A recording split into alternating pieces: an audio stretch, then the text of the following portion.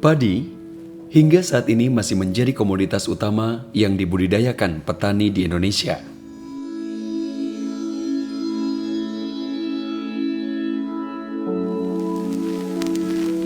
Budidaya pun telah dilakukan sejak puluhan tahun oleh petani kita.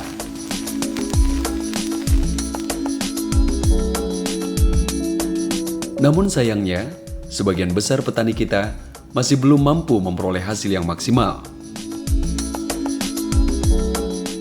Hal ini disebabkan banyak petani yang belum melakukan tahapan budidaya tanaman padi yang baik dan sesuai dengan rekomendasi yang telah diberikan oleh Badan Litbang Pertanian.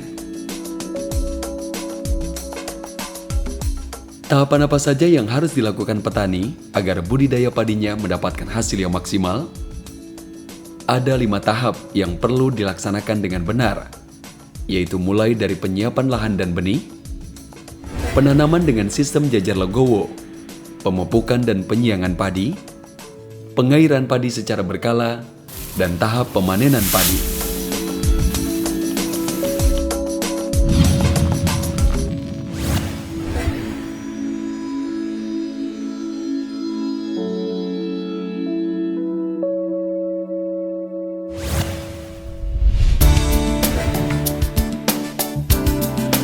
Lahan yang akan kita gunakan untuk menanam padi harus kita persiapkan dengan baik. Lahan tersebut harus kita olah terlebih dahulu dengan membajak, menggemburkan, pelumpuran, hingga perataan agar lahan siap untuk ditanami.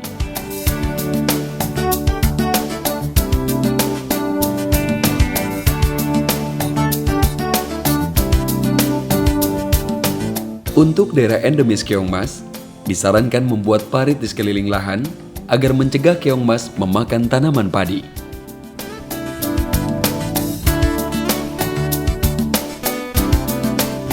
Selain lahan, yang perlu kita persiapkan adalah benih padi. Benih padi yang kita pilih harus disesuaikan dengan kondisi agroekosistem lahan dan merupakan benih unggul.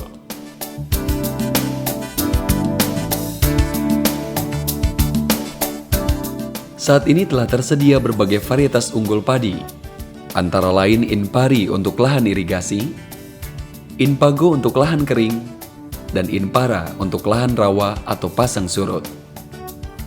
Pemilihan jenis varietas ini sangat penting, karena jika benih yang kita pilih tidak sesuai dengan agroekosistem lahan, maka hasil yang akan diperoleh tidak akan maksimal.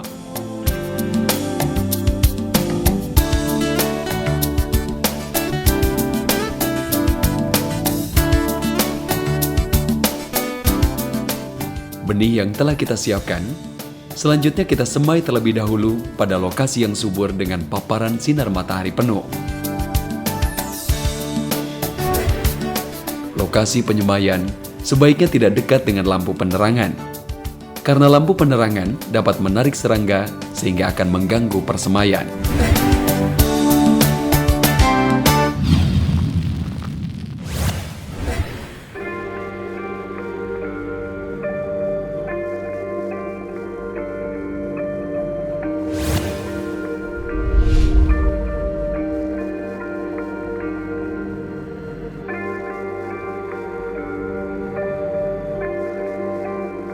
Salah satu faktor yang dapat mempengaruhi produksi padi adalah bagaimana cara menata tanaman di lapangan. Pemilihan sistem tanam padi oleh petani akan berpengaruh pada jumlah populasi tanaman. Saat ini, sistem tanam padi yang sering dilakukan oleh petani antara lain sistem tegel dan sistem jajar legowo. Tanam sistem jajar legowo, yaitu cara tanam dengan lorong yang luas atau dikosongkan dan barisan berselang-seling sehingga mampu mengatur populasi tanaman agar jumlahnya optimal. Kalau petani mau memodifikasi dengan pendekatan teknologi sekarang sistem jajar legowo. Contoh misalkan jajar legowo 21. Populasi tanaman yang tadinya dari 20 kali 20 dimodifikasi menjadi 40, 20 kali 10. Dengan sendirinya populasi tanaman petani di lapangan akan bertambah 30%. Menjadi 330.000 rumpun tanaman per hektarnya. Kenapa populasi itu bisa bertambah? Prinsip legowo yang harus diketahui oleh petani. Dengan cara kita mengosongkan itu berarti memudahkan petani melakukan aktivitas apapun. Tetapi dengan mengosongkan itu mensisipkan di kanan kirinya. Dengan mensisipkan di kanan kirinya, dengan tidak disadari oleh petani, itu populasi tanaman itu akan bertambah satu barisan tanamannya.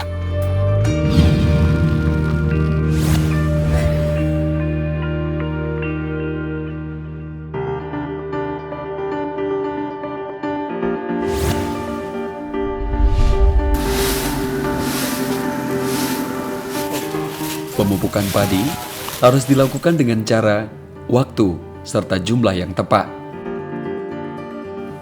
Sebelum menentukan jumlah pupuk yang akan diberikan, petani sebaiknya perlu menganalisis tanahnya untuk mengetahui kebutuhan pupuk NPK serta status haranya. Analisis tanah secara cepat dan mudah dapat menggunakan perangkat uji tanah sawah atau PUTS untuk sawah irigasi, perangkat uji tanah kering atau PUTK, serta perangkat uji tanah rawa atau PUTR.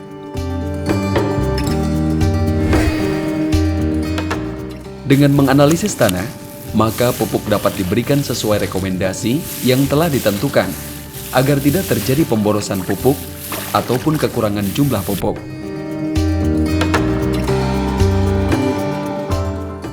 Untuk rekomendasi pupuk yang tepat, petani dapat mengakses melalui internet kalender tanam terpadu di alamat katam.litbang.pertanian.go.id atau melalui SMS.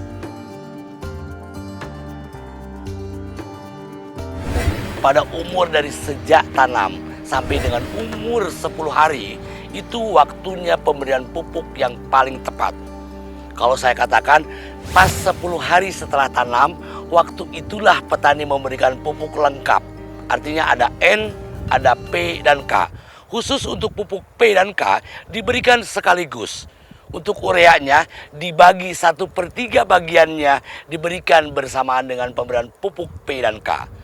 Untuk berikutnya yang harus diperhatikan petani nanti ada pupuk susulan. Yang paling tepat kita memberikan pupuk sesuai dengan kebutuhan tanamannya adalah pada saat umur 28 hari. Disitulah pada saat tanaman padi memasuki anakan maksimum. Terus kalau kita memberikan pupuk lagi susulan yang ketiga pada saat tanaman memasuki fase berbunga. Kalau kita bicara umur itu adalah 43 hari setelah tanam, berikanlah pupuk susulannya dalam rangka mengupayakan kebutuhan makanan untuk mensupport dalam pengisian bulir gabah. Sebelum dilakukan pemupukan, tanaman padi harus kita bersihkan dari gulma-gulma yang mengganggu. Pembersihan atau penyiangan gulma dilakukan dengan dicabut atau dengan alat gastro. Biasanya gulma mulai tumbuh di sekitar tanaman padi pada umur 21 dan 41 hari setelah tanam.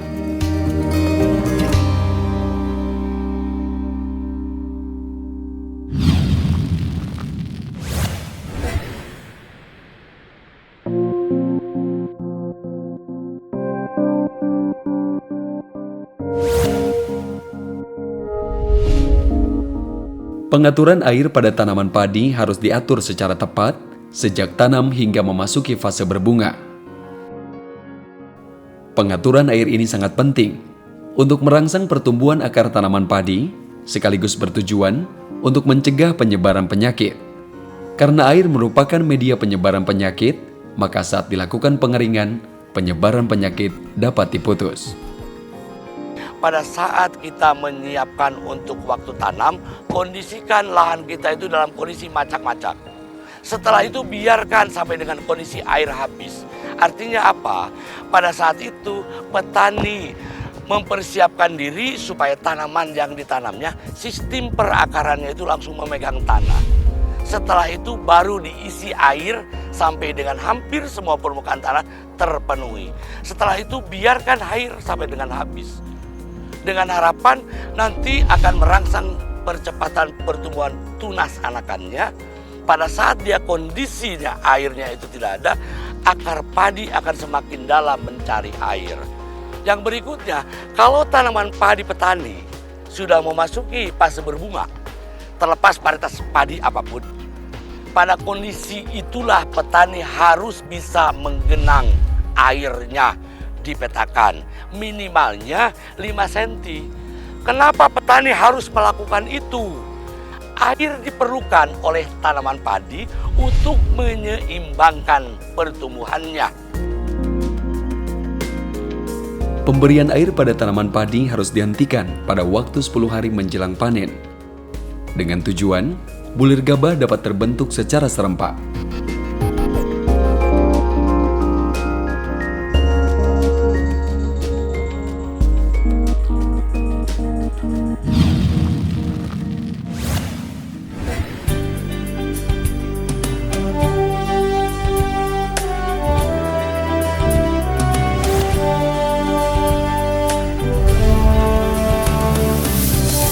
Panen umumnya dilakukan 30 hari setelah padi memasuki fase berbunga.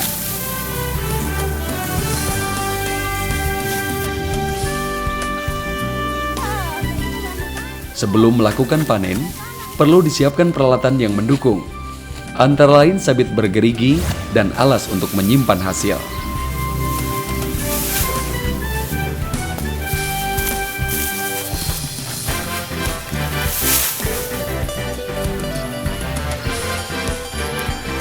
Untuk mengurangi kehilangan hasil pada saat panen, petani disarankan menggunakan power thresher untuk merontokkan padi.